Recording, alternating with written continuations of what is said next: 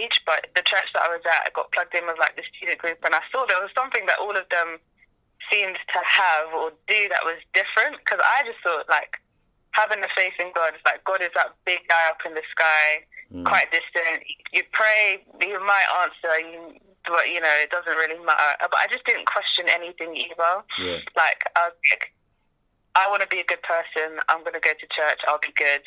Done. Don't ask questions about God. No, he's real. Like that kind of thing. Yeah. But when I started actually questioning and I started actively pursuing, and I saw that you can actually have a personal relationship with God, not just like believing out of fear. And I started pursuing that. That's when like I really, really met God, and like my perspective and my whole life pretty much changed. Like the trajectory of it changed. Yeah. The way that I like pursue everything and view the world has completely changed. Like, yeah. So my faith is, it became my own when I was 18, and it's something that I'm like, it builds, and I learn more things each and every day. But yeah. No, it's amazing. It's very, very good. Very, very good. And I like the fact that you're not feigning away from putting it into your poetry. Some people might be reluctant to do that, keep it separate and stuff. I like the fact that you still, you keep it in there. It's lovely, man. It's really good. Thank you. Because the other thing about what really, draws me to what you do is the fact that, when I got introduced to you and I checked you out and I was perusing your Instagram, I like the fact that you're passionate. You can tell when someone's just, doing a performance or writing a piece and they're performing it. But I think that because it's so, it's coming from the heart, it becomes more real, more visceral for people when they're listening. And you couple that with the guitar, and it's just lovely. So yeah, definitely great. Thank you. What is your? I didn't ask this at the beginning, so you listeners, please forgive me. But what is your ethnic mix? I'm Nigerian, but I grew up in the UK, so like British, Nigerian heritage, that kind of stuff. Yeah. Yeah. All right. And you mentioned earlier about you spoke about racism when you were talking about games. What was your take on last year when we had all the big awakening, shall we say, about black issues and stuff like that? Where do you stand in all this stuff? Oh my goodness gracious me! Last year was how long is a piece of string, intense. right? How long is a piece of string? Yeah. I think last year it was like, I say last year, but this is 2020 part 2. I'm sorry. Last year, in terms of like the big picture, I think the truth about humanity and about the world are all just being like shaken out from under the carpet, and like everything that people have been able to ignore when we were like living life as normal has been exposed. And everything that happened last year was just like opening my eyes again to like all this stuff that I've numbed myself to or pretended wasn't real is like literally being physically represented in someone who's being murdered by the people who are supposed to protect them. So yeah, last year was very, very tough. And I think everything that's happening now and everything that happened last year is all terrible, but it will only be good if people actually take in what you need to learn from it and change. Because if not, then everyone's like, this is horrible, this is so sad, racism is bad, and then we'll all emerge into the world and everyone will forget everything that we've seen, and things will carry on as usual. So that's one of the things I want to use my voice for, to like just remind people and to talk about the cycles that we find ourselves in, and to highlight things to people in a form that like can penetrate the soul. Because I think media, like making films and like storytelling, is a really good way of people, like Jesus did it in the Bible, parables. It's a way of like getting past getting through to the heart, basically. Yeah, that's good. It's good. So this year you obviously have evolved from last year, so as all of us, and we've seen how the world has reacted to it. So we've seen footballers kneeling, we've seen other sports people kneeling, we've seen other people coming out talking a little bit more about race. Recently, we had Meghan with the royal family coming out. We've had Piers Morgan walking out of GMTV. What do you think what do you think this year the legacy will be from 2020? Do you think?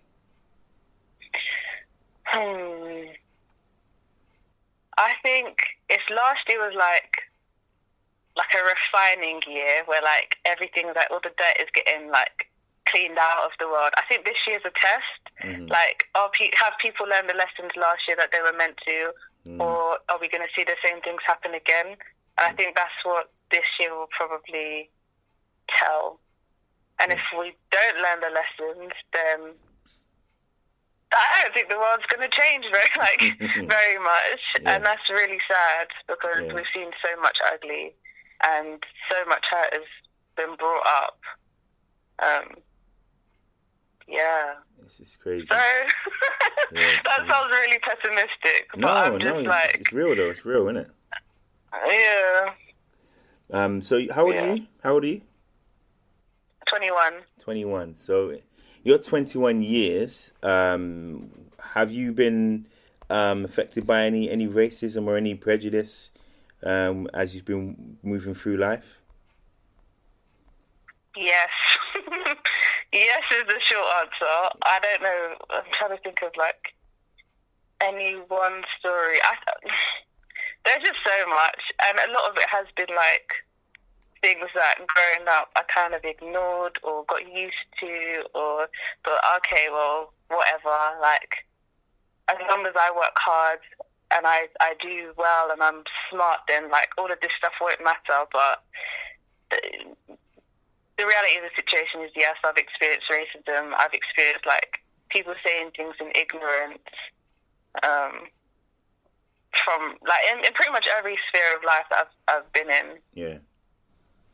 Did you experience any in uni? Yeah. In university? Oh, in uni, yeah. So I went to uni outside of London, in an area that is predominantly white. Yeah. But I did think that when you were at uni, people come from everywhere, so you wouldn't really experience things. But number one, the song Freaky Friday was very problematic. Yeah. There were some very uncomfortable situations revolving around that song. People saying things in ignorance, especially when drunk. I think when people are drunk, they say things like, "Oh my gosh, play some of that, like, don't be afraid to play some of that, like, underground, dirty black people music." Wow. People telling me that I must love Stormzy. Because I'm a black Londoner, I must. I said, well, I haven't actually listened to that much. No, you love Stormzy. Cool, I guess I love Stormzy then. Yeah. So, stuff like that, Oh, man. Just all out, like, ignorance, basically. They don't really met a black person before in their life, and they're just going through the stereotypes. It's mad. Yeah. It's mad. Yeah. And I don't mean to make it into a political thing, because I'm really just interested in general about, because I know I'm a bit older than you. I won't say how old, but I'm a bit older than you. And I know I have my journey in terms of race and racism, prejudice, and whatever, and particularly in education and so forth. So it's just interesting for me to hear from somebody as talented as yourself having to go through the system and experience it. So on the flip side, what makes you happy? On the flip side, what stuff makes you happy in your life, or anything that you've experienced makes you stimulates you? What makes me happy? I think young people make me happy. Like, I'm a youth leader as well. I do volunteer as a youth worker, good. Seeing young people either like growing their identity as a Christian, like in Christ, or just grow in who they are, and like seeing young people not just absorb what they're told or standing against the grain or just being themselves really makes me happy. and even being able to process emotions through creativity at a young age, or seeing them do the things that I wasn't able to do, or I wasn't like emotionally intelligent enough to try and process. I'm like, you guys are so cool. Like, you're gonna have bright futures. That makes me happy. Yeah. Creativity makes me happy. Mm-hmm. Yeah. That's God good. makes me happy. I can keep going, but food makes me happy. Good food, Nigerian parties. Yeah. Wicked. Sounds good. So, what are your goals then? What are your career goals then? Where do you want to see yourself? Let's give you say 3 years time from now to 3 years time. What are your career goals? Oh, career goals. Okay. 3 years, how old will I be? 24, 25-ish. Okay, I think one of them would be to have some sort of like Christian creative community or space where young people can come, they can learn about God and like grow in like discipleship. They can grow in their creative gifts as well, whether that's like poetry or music or dance or filmmaking or whatever it is, and like learn how to use those gifts for God, but also to go off into these industries and like spread the light of Jesus without compromising their integrity and like their identity. Because I think the industries generally are really easy to get sucked into and to like fit whatever mold has been created, which isn't always like glorifying to God. So that would be like one dream.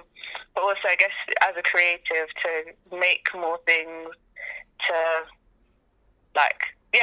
kind of do that myself, to then pass on.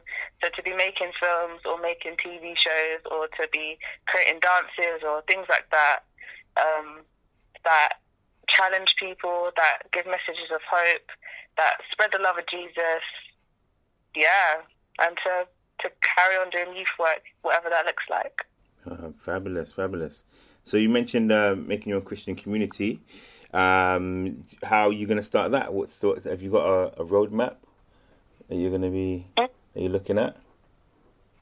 Yeah, I think so far I've got like another Instagram, but this is more just What's that, number 3 now? Cool, blimey. Number 3, and I'm about to talk. Well, I was going to talk about social media and like taking a break from it, but my goodness, yeah. So I thought, especially during the lockdown, I created this Instagram because I was like, there's like so many young people who want to do creative things, but because like they were being homeschooled, they couldn't do DT, the practical parts of DT or drama or PE or any of this stuff at school. Yeah. So I was like, I know some creatives who are Christians who could like just give them inspiration or like tell them what they would do if they were in their situation. So as an artist, like my sister, I asked her, okay, what would you say to a young person who can't do art in school right now? So she gave an encouragement. She talked about like some hashtags on Instagram so that you can like draw it in your own style, like and still be making artwork. Or like I spoke to